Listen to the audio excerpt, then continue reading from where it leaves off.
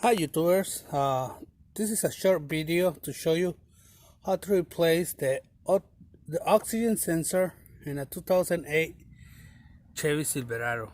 Really easy, simple tools. You will need your BB blaster. I'm using the 7/8 wrench over there. You have to unplug this first because you're gonna guide. See, it fits perfect, so just guide it,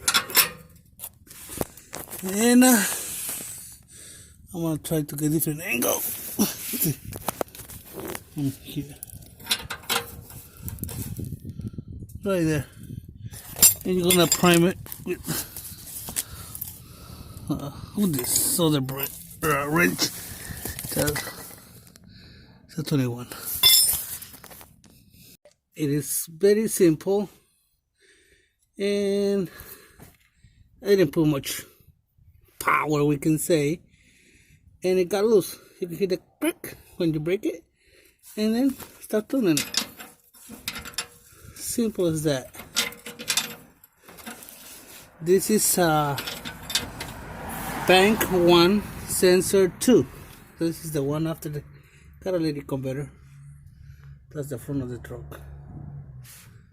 Okay, thank you for watching. Like and subscribe.